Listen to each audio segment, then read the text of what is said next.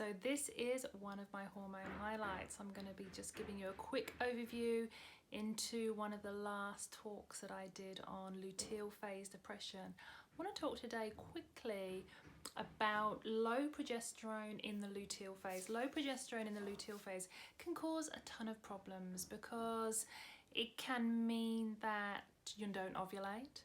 It can mean that it's difficult to get pregnant. It can cause miscarriage. It can also cause other things, so it can make you more susceptible to stress. It can cause fluctuations in your hormone, causing your hormone to be underactive.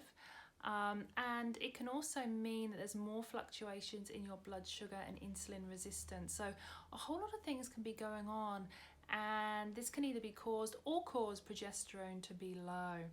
Some signs and symptoms, your luteal phase. So your luteal phase is that second half of your cycle after ovulation. So you ovulate and then your egg makes a corpus luteum. The corpus luteum then goes on to produce its own hormones, estrogen and progesterone. So through the luteal phase, your progesterone should be gradually rising, readying you for pregnancy. If you don't fall pregnant, you then have your period and your cycle starts again, your monthly cycle for around 28 days, and this happens every 28 days. For many women, it might be in sync with the moon. So you either ovulate on full moon, menstruate on new moon, or vice versa, menstruate on new moon, ovulate on full moon. But I will go into that in a little bit more detail in another video.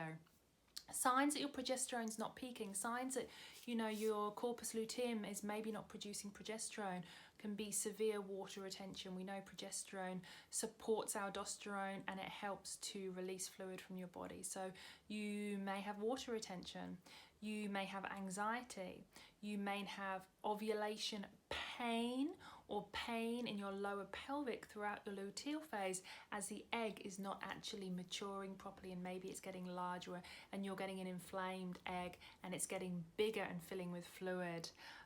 Enlarged and very sore swollen breasts, breast lumps in the luteal phase, thrush in the luteal phase, recurrent discharge. So maybe you did get the egg white discharge on day 14, but you can continue to get it through your luteal phase, and this is your body again struggling to ovulate.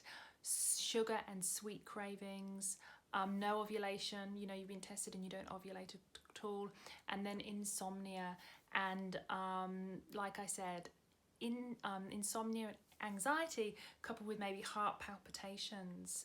So I just want to talk about how to mitigate these symptoms and some of the areas that you should be looking at and supporting your progesterone and these symptoms during your luteal phase, because for some women it can be pretty damn awful. So let's talk about if you've got low progesterone and low GABA and you're not ovulating. So low GABA can cause chronic anxiety, inability to deal with stress, depression, difficulty remembering, memory problems, finding words, muscle pain, very tight muscles, an exacerbation of fibromyalgia during your luteal phase, maybe migraines during your luteal phase, headaches, insomnia, general aches and pains. You may find that you've got to up your painkillers during this phase as well, particularly if you do suffer from fibromyalgia.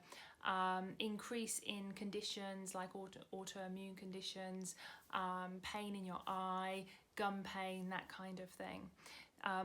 Also, progesterone helps you make serotonin, so you may actually find during this period of time you get an exacerbation of depressed symptoms, so ruminating thoughts, thinking a lot, feeling depressed, feeling disconnected, lack of libido, feeling disconnected from others, maybe feeling paranoid, not as social, wanting to withdraw.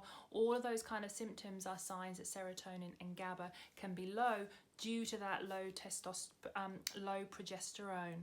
So what you want to do is you want to look at that phase, you want to look at the luteal phase, look at your symptoms, and if you are experiencing those symptoms of neurotransmitters being low due to low progesterone, and you do know that you have issues ovulating and you have those low progesterone symptoms, then what you might want to look at is you might want to look at supporting your symptoms during the luteal phase. We know that one of the things that you want to look at are promoting ovulation. So promoting ovulation. If you know that you're not ovulating properly, you know, getting those symptoms, you want to look at supporting ovulation. So you can have a look at my video on supporting ovulation and what to do if you don't think you're ovulating. So you can click on that to have a look at that one if that's an issue and fertility is a subject you're interested in. You can also look at Vitex. Vitex helps to stimulate luteinizing hormones, so it helps with that peak. And once you get your ovulation and you get the corpus luteum, that will slowly put your progesterone up. So it's kind of like the chicken or the egg thing. But Vitex can help with stimulating the follicles, and particularly that luteinizing hormone, upping that. Vitamin D is essential for ovulation. So for a lot of women, what I recommend is about a week or so before your ovulation, you take a high dose vitamin D, and that can stimulate ovulation. Now, if you know you're low in vitamin D, you're going to need to take vitamin D on a weekly basis anyway. You want to get your vitamin D 80 or above. Anything under 15, it could be stopping you from ovulating. So it's important that you look at this. Really, really important. Another thing to help with ovulation is L-acetylcarnitine. So 500 milligrams of L-acetylcarnitine has been shown to kind of produce that energy within the egg itself to stimulate ovulation. So that can be very important if you know you're not ovulating. And fourth is coenzyme Q10, ubiquinol, 150 to 300 milligrams a day. This is very important if you know you're not ovulating. Once you ovulate, it will get your progesterone up. So what's important is you to support your body to ovulate to get that progesterone up. Obviously, another area you want to look at is stress, because if you're stressed, a lot of your progesterone will be funneled into cortisol. So you want to manage your stress using meditation, using yoga, using deep breathing techniques. That's very, very important. Now, if you want to have a look at the symptoms and you want to support your symptoms during the luteal phase because they're bad, you can look at taking things to help with your neurotransmitters. For example, if you suffer from low serotonin, ruminating thoughts, depression, disconnection, feeling joy, not feeling any joy from things you would have done, maybe you just want to hide away, you can look at taking things like MSM, St. John's wort, methylfolate is very good as well, and tryptophan, and some people 5-HTP. It is strong, you can't take it without antidepressants, so just be careful and consult with your practitioner when working on your serotonin, particularly if you're on any medication for it. Another thing you can look at is helping your GABA. So when GABA is low, you might have lots of aches and pains, you might have body aches, you might have headaches, you might get migraines, you might get fatigued and anxious. So you can support your GABA by taking GABA with niacin. That's wonderful if you get a lot of anxiety. It's fabulous for postmenopausal women too. So that's GABA with niacin. You can also look at taking glutamine, particularly if you get lots of sugar cravings during your luteal phase or crave carbohydrates. So glutamine is wonderful.